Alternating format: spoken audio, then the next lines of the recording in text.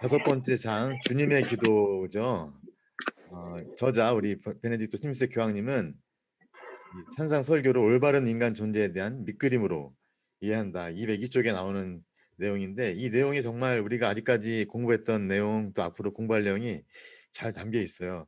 그야말로 인간이란 어떤 존재인가 알고 싶을 때 산상 설교를 봐라. 그리고 또 오늘 우리가 함께 공부할 주님의 기도를 봐라. 그러면 거기에 인간이 어떤 존재인지, 특히 어떻게 하느님과 관계를 맺는 존재인지, 그리고 어떻게 하느님 관계를 맺을 때 자신의 본성을 실현하고 완성으로 가게 되는지, 이런 어떤 기본적인 내용을 바탕으로 해서 산상 설교를 설명해 주셨고, 오늘은 주님의 기도를 또 해설을 해 주고 계시죠. 인간은 하느님과의 관계를 통해서만 온전히 이해할 수 있고 자신 온전히 이해할 수 있고 제대로 삶을 살 수 있다. 자신을 온전히 이해할 수 있는 것이죠. 이런 맥락에서 상상 설교가 기도에 대한 가르침을 포함하는 것은 당연하다라는 거죠. 우리가 시작하면서 주님의 기도를 바쳤는데 너무 빨리 지나가서 그 내용 안으로 들어가기가 쉽지가 않았죠. 그런데 이 기도는 사실 우리 맨날 외우는 기도문이기도 하지만 오늘처럼 공부할 수 있는 굉장히 공부하기 좋은 기도문이기도 한 거죠. 저자는 7가지 청원 기도를 다루기 전에 마태오 복음서 앞에 나오는 이야기, 기도에 관한 일반적인 가르침이죠. 기도는 뭐냐? 기도는 사랑의 관계이다라는 거죠. 하느님과의 사랑의 관계. 그렇기 때문에 사랑하는 사람에게 우리가 쓸데없는 자랑을 할 필요는 없죠. 아주 내적이고 개인적인 관계 안에서 하는 대화인데, 그러니까 개인적인데 사실은 이게 이 기도는 개인적이기만 한 것이 아니라 공동체적인 행위이기도 하다. 또 기도는 이방인들과 같이 수다를 떠는 것이어서는 안 된다. 오히려 하느님과 고요히 내적으로 함께 머물러 있는 것이 바로 기도다. 그래서 때로는 우리는 아무 말도 하지 않고 하느님과 머물러 있을 때가 있는데 그건 역시 기도라고 할 수가 있는 것이죠. 기도는 아주 개인적인 내적인 것이지만 우리는 또 교회가 전해주는 기도문을 통해서 배울 수 있다는 거죠. 예, 기도를 가르쳐주는 학교라는 것이죠. 기도문이 그 기도문을 통해서 우리는 삶을 변화하고 삶을 개방하는 법을 동시에 알려준다. 우리 개신교 우리 형제 자매들이 기도할 때 보면 굉장히 길게 오래 하지 않습니까? 식사 전에도 그렇고 배고파 죽겠는데 가끔 식당에서 그걸 보게 되는데 그 기도가 개인적인 기도이면서 또 함께하는 기도이지만 어떨 때는 그게 굉장히 많은 말을 나열하는 것에 멈출 수 있는 위험이 있다는 것이죠. 오히려 교회가 우리들에게 전해주는 주님의 기도와 같은 기도문이 더 정갈하게 필요한 말을 통해서 하느님께 어떤 기도를 드려야 할지를 잘 알려준다. 그래서 자유기도도 좋지만 기도문을 통해서 배우는 기도도 우리에게 중요하다. 루카복음서는 또한 기도에 대해서 예수님의 모든 활동이 기도에서, 다시 말하면 하나님과의 관계에서 우러나오는 것임을 알게 하면서 그 목적은 우리를 그 대화로 이끌어 주기 위해서라는 거죠. 그래서 그 친교를 통해서 대화를 통해서 우리 존재 방향을 가르쳐 주고 또 우리가 하느님의 아드님 모습으로 변화되도록 루카복음은 우리를 초대하고 있다. 나중에 루카복음 보실 때 한번 그런 입장에서 어떻게 복음사가가 독자를 이렇게 이끌어가고 초대하는지 한번 보면 좋을 것 같습니다. 자, 그래서 이제부터 7가지 청원 기도를 하나씩 하나씩 살펴보는데요. 먼저 하늘에 계신 우리 아버지에서는 아버지에 관한 이야기를 하면서 예수님이 아버지라는 말씀을 많이 하잖아요. 그때 이 아버지라는 말씀을 어떻게 사용하느냐? 모든 선의 근원이며 인간의 척도로서의 아버지. 그리고 그분의 본질은 사랑이시라는 걸 우리들에게 알려주고 있다. 기도에서의 핵심은 이 아버지라는 말을 통해서 봤을 때 기도의 핵심은 하느님께서 우리에게 당신 자신을 선물로 내어 주시려 한다는 사실이라는 거죠. 우리가 아버지라고 부를 때 벌써 그 안에는 하느님께서 우리를 향해 당신 자신을 기꺼이 내어 주시려는 그분의 의향이 거기에 담겨 있다라는 거죠. 우리가 살아가면서 오직 필요한 단 한 가지가 바로 하느님이시라는 걸 바로 그 기도가 우리들에게 알려주고, 그래서 기도는 그 사실 오직 필요한 단 한 가지란 바로 우리 삶에서 도도 말고 덜도 말고 오직 하느님만 계시면 된다는 걸 깨달아가는 것이 바로 기도다. 그런데 이게 여기서 하느님께서 아버지시라는 것은 두 가지 차원인데요. 먼저 하느님은 우리의 아버지시, 다시 말하면 우리를 지어내신 창조주시라는 거죠. 그런데 다른 한편으로는 우리는 그분의 자녀를 그냥 직접적으로 되는 게 아니라 아드님과의 친교를 통해서 또 그분을 따르면서 우리는 하느님의 자녀로 살게 된다라는 것이죠. 그 자녀로 산다는 것이야말로 우리가 인간이 어떻게 살아야 하는지, 또 그 삶이 얼마나 위대하고 가치 있고 의미 있는 것인지를 자녀로서 사는 삶만이 우리들에게 알려줄 수 있다. 그런데 이제 여기서 한 가지의 질문을 던질 수 있죠. 우리는 왜 하느님을 어머니라고 부르지 않는가? 특히 구약에 보면 하느님의 사랑을 어머니의 사랑으로 많이 비유하는데, 사실 그런 경우를 많이 볼 수 있지만, 그래서 그러한 표현들을 통해서 하느님의 마음이 어떤지를 우리가 더 구체적으로 알 수는 있지만, 성경은 결코 어머니를 하느님을 부르는 칭호로 사용하지는 않는다라는 거죠. 여기에는 또 다른 이유가 있는데, 그 중에 하나가 이 우상 숭배와 이렇게 싸우면서 여러 다신교에 나오는 여신들이 있습니다. 그런 여신들과 차별화된 유일하신 아버지를 이제 이야기를 하면서 강조하려고 했던 것은 바로 피조물과 창조주가 완전히 다르고, 그 창조하시는 그 행위가 최고의 그런 권리를 갖고 계시다는 그런 것을 표현하기 때문에 하느님을 아버지라고 부르는 것이 그런 의미가 있다는 거. 특히 그러한 아버지라는 칭호를 통해서 우리 존재를 그분에게서 받아 누렸다는 거. 그리고 하느님께서는 영원으로부터 우리를 마음에 두고 원하셨다는 것을 의미한다는 거죠. 그러니까 우리는 그렇게 사랑받는 소중한 존재라는 걸 아버지라는 표현이 우리들에게 일깨워주고 있다. 다음은 아버지의 이름이 거룩해지게 하소서입니다. 여기서 이름이 나오는데요. 뭐 이름에 대해서 쭉 설명을 해주시는데, 이름이라는 건 결국에는 관계를 맺을 수 있다는 것이죠. 이름을 모른다면 진정한 관계 안으로 들어가기는 어렵죠. 우리는 이름을 모를 때 뭐라고 합니까? 저기야, 저기요. 그러잖아요. 그런데 이름을 알 때는 이름을 부르면서 그 존재를 부르는 거죠. 그 존재, 유일무이한 존재. 하느님께서 이름을 갖고 계시다는 것은 바로 하느님께서 인간 세상에 당신을 사랑으로 내어 주신다는 것을 내포하고 있다. 굉장히 아름다운 표현이죠. 바로 그러한 하느님의 고귀하고 순결한 사랑과 그 마음, 그렇기 때문에 그분의 그 마음을 담은 그 이름이 거룩해지셔야만 하는 거죠.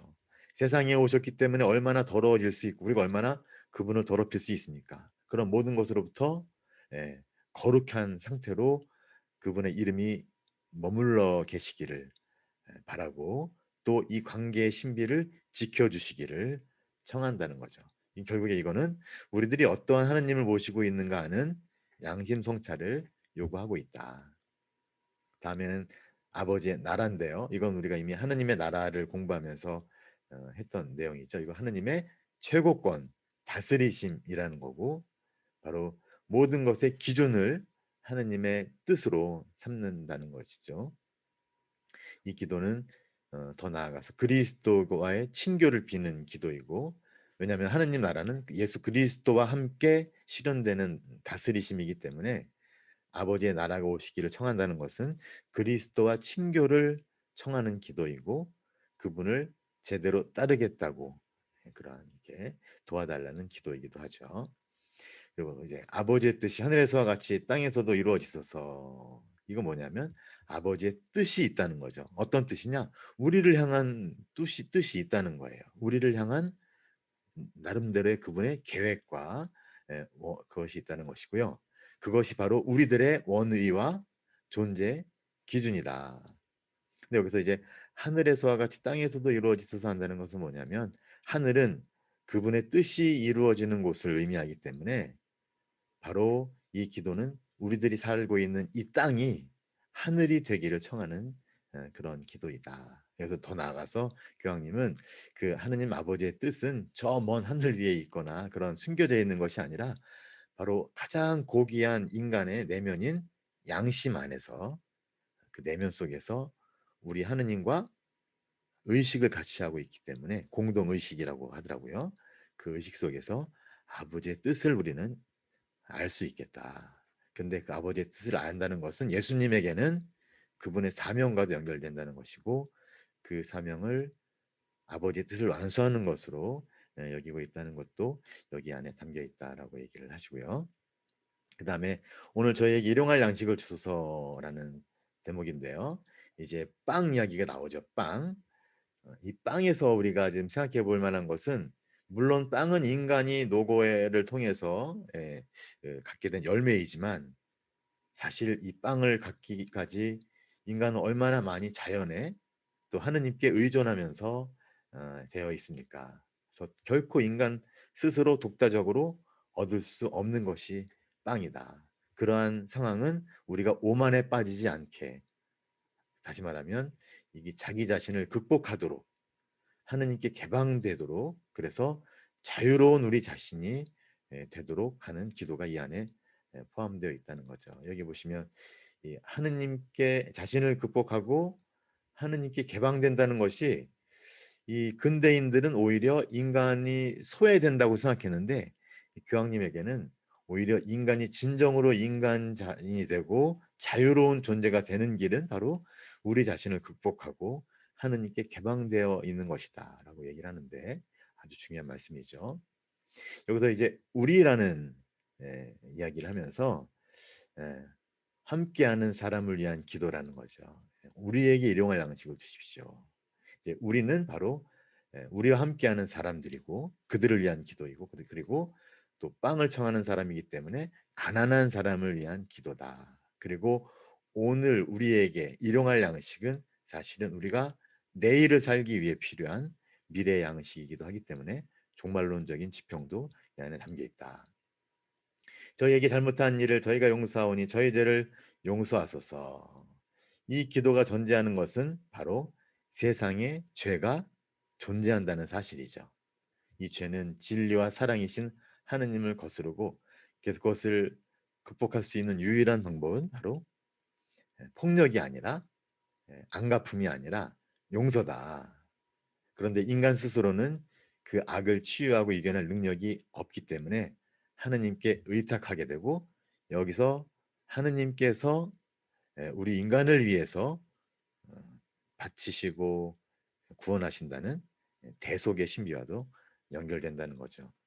우리가 죄를 정복할 수 없기 때문에 어, 죄를 극복하신, 특히 십자가에서 용서를 통해서 죄를 극복하신 예수 그리스도의 우리 자신의 모든 존재를 걸고 그분과 친교하는 것만이, 그분과 일치하는 것만이 우리가 죄를 이겨낼 수 있는 유일한 방법이다. 저희를 유혹에 빠지지 않게 하소서. 예수님의 유혹사부터 우리가 이 모임을 시작했는데요. 먼저 유혹을 당하시고 십자가의 죽음에 이르기까지 견디고 이겨내시면서 구원의 길을 열어주셨다라고 하시면서, 여기서 유혹과 시련을 이렇게 구분을 하십니다. 유혹은 우리가 이겨내야 하는 것이죠. 하지만 시련은 긍정적인 부분이 있다. 오히려 우리들의 내면의 정화와 또 변화를 위해서는 반드시 거쳐야만 하는 것이 바로 시련이다 라고 하면서 유혹과 시련을 좀 구분하시고요. 저희를 악에서 구하소서라고 하시는데, 구하소서 결국에는 구원을 비는 청원 기도죠. 그래서 이제 악의 신비에 대한 이제 언급이 나오는데요. 악은 비인격적인 악일 수도 있고 인격적인 악한 존재일 수도 있고, 실제로 지금 우리들의 삶 안에 엄연히 존재하는 현실이다. 그래서 하느님을 잃고 사는 현 시대를 이렇게 비판하시면서, 하느님을 잃는 것은 인간인 우리 자신을 잃는 것이고, 하느님을 잃을 때 우리는 우리 존재를 고귀하고 사랑받는 소중한 존재가 아닌 진화의 부산물로 사라지고 마는 존재로 우리 자신을 바라볼 수밖에 없게 된다. 이런 얘기 이제 하면서 마무리를 하시죠. 저 나름대로 평가를 해 봤는데요. 뭐 평가라고 좀 정리를 해본 거죠. 주님의 기도는 기도에 대한 가르침이면서 예수님께서 아버지와 맺는 그 관계, 친교로의 초대다. 그리고 그분이 걸어가신 사명의 길을 따르라는 초대이기도 하다라는 거죠, 주님의 기도가. 특히 이 교황님은 이 모든 말씀들을 파스카 사건을 통해서 재해석해 주시는데, 파스카 사건을 통해서 드러난 것이 바로 우리를 향한 하느님의 사랑이지 않습니까? 모든 것을 내어 주고 끝까지 하는 그 사랑인데, 바로 그 사랑이 예수님의 모든 말씀의 의미를 불어넣어 주고 있다. 그래서 우리가 앞으로 이 교황님처럼 앞으로 우리가 복음서의 어떤 부분을 읽든 간에 늘 파스카 사건, 십자가와 부활 이 사건을 통해서 이것이 어떤 의미를 지니고 있는가를 이렇게 헤아리는 것이 굉장히 중요하다. 그렇지 않으면 우리 멋대로 우리를 생각대로만 예수님의 말씀을 이렇게 협소하게 이해할 수가 있다. 특히 여기서 방금 말씀드린 것처럼 아버지와 관계를 맺는다는 것은 그분을 모든 것의 중심에 보신다는 것은 인간을 더욱 인간답게 하는 것, 인간을 더욱 인간답게 하는 것. 요 주님의 기도의 가르침의 첫 번째 말씀부터 다시 언급됐던 올바른 인간 존재를 그려주는 밑그림이라고 하셨는데, 그래서 저는 한번 지난주에도 질문을 던져드렸었는데요. 자, 기도를 통해서 얻게 되는 인간 존재의 인간다움이란 과연 어떤 것일까? 우리는 정말 인간을 정말 이런 것이라고 얘기할 수 있겠는가? 그것을 우리 이웃들에게 이야기할 수 있겠는가? 지금 이웃들은 인간 존재, 인간다움이 아닌 어떻게 하면 재미있게 살까를 궁리하면서 살기 때문에 이런 질문을 던지기는 쉽지 않지만, 정말 언젠가는 우리가 맞닥뜨려야 할 질문이 바로 이것이고 우리 안에 늘 존재하고 있는 질문이죠. 여기에 대해서 한번 생각해 보시면 좋지 않을까. 자, 6장은 굉장히 짧고요.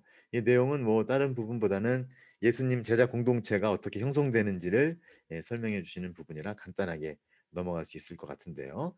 제자를 부르시는 일은 기도 중에 아버지와 대화하는 중에 일어난 사건이고요. 12를 세우시고 부르시는 그 사도 직무가 사제직과 예언자직을 한데 묶은 의미가 있다는 걸 알려주고 있다는 것이고요. 12는 바로 전 우주적인 숫자, 모든 것을 포괄하는 의미이고, 임명의 목적이 있다. 그것은 당신과 머무르고 그리고 파견하기 위해서, 파견하기 위해서 주어진 사명은 무엇인가? 먼저 복음을 선포하는 것이고, 두 번째는 세상에 존재하는 악의 세력, 악의 권세와 투쟁하는 것이고요. 그 다음에 마지막으로 치유의 사명이 덧붙여집니다. 근데 여기서 가장 중요한 것은 무엇보다도 하느님 나라의 복음 선포이기 때문에 바로 하느님께서 예수님을 통해서 우리와 이 세상 안에 주님이 되시는 것, 그것이야말로 가장 중요한 제자들의 삶의 이유다라고 정리를 해볼 수가 있을 것 같고요. 예수님의 사도들의 공동체가 아주 이질적인 구성원들이었다로 이루어졌다라는 것은 모든 시대의 교회 안에 그런 다양한 부류의 사람들이 존재하고 있다는 것을 또 상징하고 있다. 한번 질문을 던져보자면, 사도들은 부름을 받고 파견된 존재라고 하는데, 우리는 그렇게 부름을 받고 특히 우리가 사는 그 삶의 자리에 파견되어 있는 존재라고 우리는 과연 체험하고 살아가는지 한번 질문을 던져봄직하다라는 말씀이죠. 자, 이제 마지막 7장입니다. 7장에서는 비유를 다루는데요. 먼저 비유의 어떤 전반적인 어떤 본질과 목적을 다루시고, 그 다음에 여러 비유 중에서 루카 복음서의 세 가지 비유, 착한 사마리아인, 또 되찾은 아들의 비유, 또 부자와 라자로의 비유, 이 세 가지 비유를 우리에게 설명해 주시는데요. 먼저 비유를 보면 여긴 제가 이렇게 그 자세한 내용들은 성큼성큼 건너뛰면서 이분이 도달한 결론만 간단하게 언급을 했습니다. 비유에 관한 여러 기존 연구들을 고찰하면서 이와 같이 정리하시는 거죠. 모든 비유는 주님 자신을 하느님 나라로 믿으라는 초대 말씀으로 파악할 수 있다. 이거 보통 우리가 비유 말씀을 읽을 때 잘 생각해 보지 않은 내용이지 않습니까? 그런데 모든 비유의 목적은 예수 그리스도 당신 자신을, 특히 십자가에 당신의 모든 것을 내어 주신 그 예수님을 하느님 나라로, 지금 우리 삶 안에서 하느님의 다스리심으로 믿으라는 초대 말씀이다 라는 것이죠. 이거 한번 곰곰이 생각해 볼 만한 좋은 이야기 같아요. 우리들 예수님의 다양한 비유들이 있는데 그 모든 비유가 결국에는 이 하나로 수렴되고 있다라는 그런 말씀이죠. 그런데 이 결론과 상치되는 듯한 예수님의 말씀이 하나가 딱 있는데, 이게 뭐냐면 예, 하느님의 다스리심의 비밀에 관한, 들어도 뭐 이렇게 알아듣지 못하게 하고 막 그런 게 있지 않습니까? 이사야서를 언급하면서 이 마르코복음 4장 12절에 나오는 그런 말씀이 있죠. 근데 그 말씀을 제대로 이해하려면 그 말씀이 인용한 이사야서의 맥락으로 들어가 봐야 된다라는 거죠. 도대체 이사야서에서 무슨 이야기를 하고 있는지, 그리고 더 나아가서는 예수님께서 걸어가신 그 십자가의 길까지에 이어지는 그 모든 길을 끝까지 걸어가면서 이 말씀을 제대로 이해해야 한다라는 것이죠. 그렇게 봤을 때 어떤 결론이 드러나느냐면 바로 예수님 당신 자신이 썩는 미랄의 어떤 씨앗으로 드러난다는 거죠. 예수님 모든 비유 말씀의 비밀을 열어주는 열쇠는, 풀어주는 열쇠는 바로 십자가라는 그런 말씀이고요.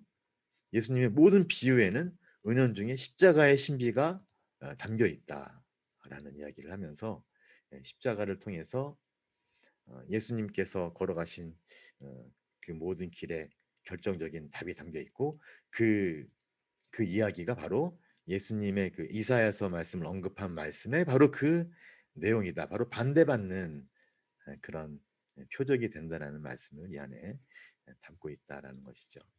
그런데 이 비유 말씀들의 큰 특징은 인간적인, 다시 말하면 현세적인 의미도 있다는 거죠. 지금 우리가 살아가고 있는 삶의 의미. 그것은 무엇이냐? 하느님께서 세상 속에 숨어 계시다. 다시 말하면 숨바꼭질을 하고 계시다는 거죠. 예. 그리고 그분을 인식한다는 것은 우리의 모든 것을 요구한다라는 것. 그리고 십자가의 신비, 바로 사랑이야말로 예수님의 비유를 푸는 열쇠다. 사랑으로 모든 것을 내어주는 그런 희생 행위가 예수님의 비유의 모든 비유 말씀에 담겨 있다. 자, 이제 세 가지 비유인데요. 먼저 착한 사마리아인의 비유, 루카복음에 나오죠. 자, 누가 이웃인가라는 문제가 이 어기 안에 제기가 됐는데, 사실 이거는요, 바로 유다교에서 늘 문제로 제기됐던 물음이기 때문에 아주 핵심을 갖고 예수님에게 다가왔다는 거죠. 자, 근데 예수님은 누가 나의 이웃이냐라는 이 물음을 내가 누군가의 이웃이 되어 주어야 한다라는 완전히 어떤 방향 전환으로 응답을 하시죠. 그건 뭐냐면 아까 이제 예수님의 사랑이야말로 모든 것의 열쇠라고 했는데, 이 사랑은 그동안 우리들이 갖고 있었던, 특히 유다인들이 갖고 있었던 모든 관행과 규범을 초월하고 뒤집어 엎으면서 새로운 보편성을 가능하게 한다라는 거죠.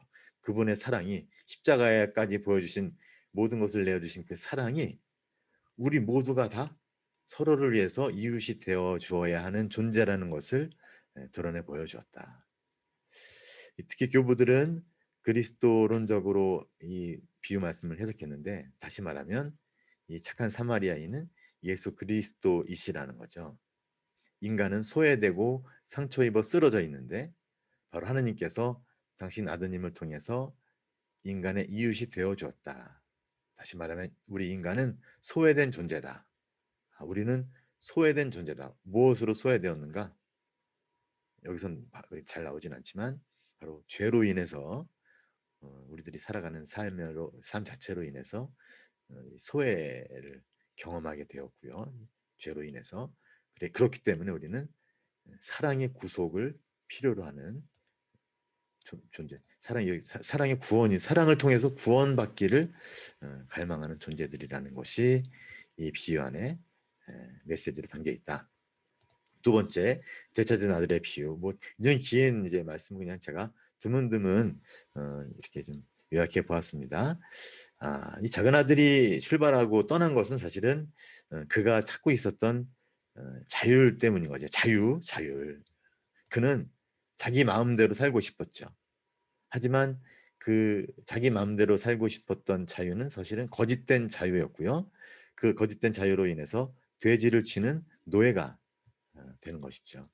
거기서 이제 아버지의 집을 상기하면서 제정신이 들어서 아들로서 누리는 참된 자유로 돌아가게 되는데, 바로 이 이야기는 그런 참된 실존, 참된 자유를 찾는 인간의 여정을 그려준다. 이건 우리들 모두의 이야기이기도 하다는 거죠. 근데 이제 하나의 질문이죠. 이 이야기에서는 예수님이 안 계신 것처럼 보이죠. 그래서 어떤 사람은 예수님은 아버지의 팔이었다. 팔.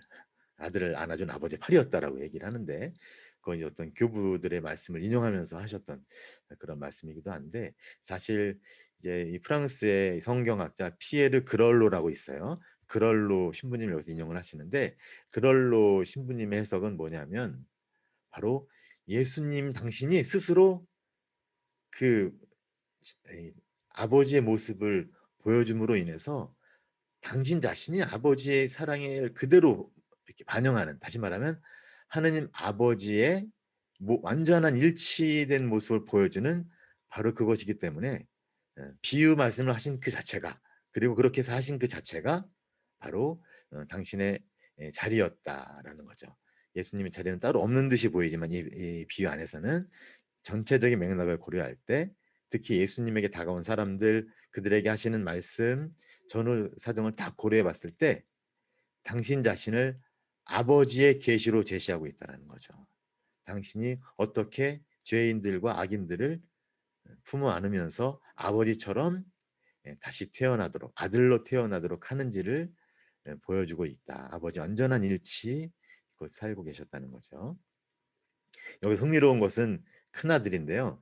저는 이제 큰아들이 어떻게 보면 되게 많은 사람들은 큰아들의 편을 들어주잖아요.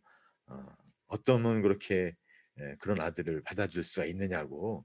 나도 큰아들처럼 그렇게 어, 그냥 종처럼 일만 했는데 주어지는 거 하나도 없고, 그래서 겉으로는 순종적이었지만 속으로는 한이 맺혀 있다. 한이 맺혀 있었다라는 거죠. 다시 말하면 그는 자유롭지 못했다는 거죠.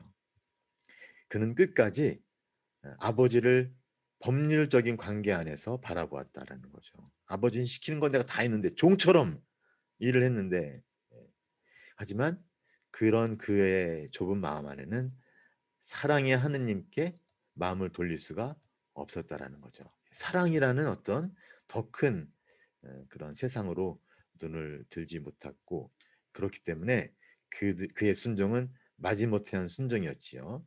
그래서 하느님께서 바라시는 순종은 그러한 순종이 아닌 더 깊은 샘에서 솟아오르는 그런 순종, 이것으로 아마도 큰아들의 그러한 우울한 모습을 통해서 오늘 우리들을 초대하고 계신 것은 아닌지 생각해 볼 만하다는 거죠.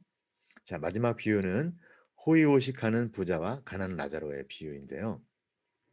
여기서의 또 큰 특징은 이 말씀을 바로 해설하지 않고 시편의 여러 부분들을 이렇게 보면서 그런 어떤 설정된 이야기 있지 않습니까? 정말 못된 짓만 하고 배불리 먹는 의인, 그리고 배불리 먹는 부자, 악인들, 그리고 착하고 늘 당하기만 하는 고통을 받는 의인, 그 두 부류의 대조가 시편에 다양하게 나타나는데, 이런 주제를 시편에서 다루는 이유는 뭐냐면 이 이스라엘 백성이 상선바라게 하느님을 믿어왔는데, 살다 보니까 특히 바빌론 유배를 겪으면서 깨달은 것은 꼭 그렇지만은 않다라는 거죠. 모순이 있다는 거죠. 그랬을 때 이 모순을 어떻게 해결할 것인가? 왜 의인이 고통을 당하는가라는 그런 질문 앞에서 이들은 어떤 지혜의 길을 찾기 시작했다는 거죠. 지혜의 길. 뭐 이제 여기서 자세하게 지혜의 길에 대해서 나오지는 않지만 좀 우리는 생각해 볼 수 있겠죠.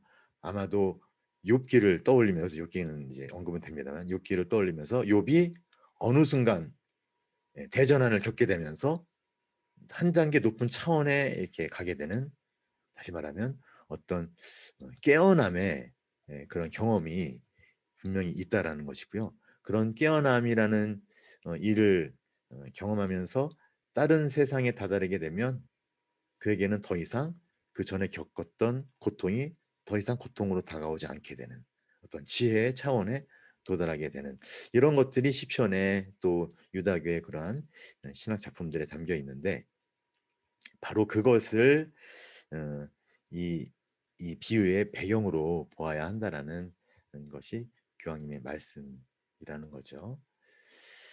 그래서 이제 그렇게 보면 그 이야기에서 굉장히 중요한 거 뭐냐면, 그러면 우리 자식들 보고 지금 그렇게 살지 말고, 지금 그렇게 살면 나처럼 되니까 지금 그렇게 살지 말고 좀 달리 살라고 이렇게 해야 되지 않습니까? 징표를 이렇게 보여주십시오 라고 얘기를 하지 않습니까? 그런데 하느님은 결코 눈에 보이는 징표를 통해서 드러나지도 않고, 사실은 그런 징표를 통해서는 사람은 마음을 바꿀 수가 없다.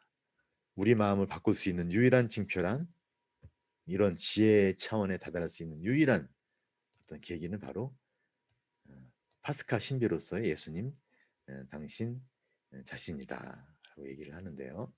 네, 우리 굉장히 간단하게 쭉 이렇게 설명을 하시고, 저도 더 간단하게 말씀을 드렸지만 이 안에 담겨 있는 내용들은 굉장히 심오하고 우리가 두고두고 음미할 수 있는, 특히 이 고통받는 의인이 빠진 위험과 여기서부터 깨어나는 대전환, 이런 건 우리가 지난번에 공부했던 자비에서 예, 한 부분에서 고통받는 의인에 대한 이야기를 할 때 나왔는데요. 저는 그 부분이 굉장히 마음에 와닿았고, 그래서 제가 특히 우리 주위에 있는 소중한 사람들, 또 어머니의 병환이나 여러 가지 이런 거를 신앙 안에서 숙고하고 고민하면서, 이런 어려움들을 어떻게 우리가 딛고 이겨낼 수 있을까? 우리에게 주어질 수 있는 답은 허무맹랑한 치유나 어떤 그런 기적, 그런 게 아니다. 우리가 예수님처럼 예수님과 함께 그러한 고통과 그런 시련을 계속 꿋꿋하게 주님께 매달리면서 겪어낼 때 비로소 우리는 우리도 모르게 마음이 변화되고 대전환, 깨어남을 겪게 되고, 우리는 똑같은 처지에 있지만 더 이상 그 고통과 그 시련이 더 이상 우리에게는 짐이 되지 않고 고통이 되지 않는 그러한 자유로운 상태로 이끌어 주실 수 있으리라는 걸 좀 경험하게 됩니다. 평가를 해보자면요, 이 비유의 의미를 전체 큰 맥락 안에서 파악하고자 했던 것이 아마도 이 교황님의 책의 굉장히 큰 특징이었고요. 그러니까 일관성 있는 큰 틀 안에서 비유 말씀의 위치를 위치시켰다. 특히 비유 말씀을 하시는 예수님, 그 비유 말씀만이 아니라 그 말씀을 하시는 예수님, 그리고 그분이 걸어가신 길, 이것과 함께 비유 말씀을 이해하는 것이 굉장히 어, 큰 특징이었다는 거죠. 굉장히 우리를 밝혀주는. 그래서 그렇기 때문에 이 비유를 해주신 이유는 뭐냐면, 거기에 담겨 있는 숨은 뜻을 알아보라는 것이 아니라 하느님 아버지를 알아보고, 당신과 일치하신 하느님 아버지를 알아보고 그분 아드님 예수님을 따르기로 마음을 결심하도록 그 비유 말씀들을 우리들에게 들려주셨다. 굉장히 초점을 새롭게 맞춰주시는 부분이 아닌가 생각이 들고요. 저는 여기서 이제 아까 방금 지혜의 차원을 말씀을 드렸는데, 이 작은 아들이 경험했던 내적인 변화, 아니면 이 아니면 고통받는 의인이 결국에는 다다르게 될 그러한 천상의 나라, 거기까지 가기 위해서 필요한 어떤 깨어남, 그런 깨어남, 이런 것들이 우리들에게 정말 요청이 되는데, 우리도 스스로 알고 있죠. 우리들이 경험하는 여러 가지 고통스러운 현실들을 볼 때 우리는 과연 어, 그러한 것들을 어떻게 경험하고 있는가, 시련 속에서 어떤 길을 찾고 있는가, 이런 것들을 한번 생각해 보는 그런 이야기였다고 좀 생각이 듭니다. 네, 저희 강의는 여기서 마무리를 하도록 하겠습니다.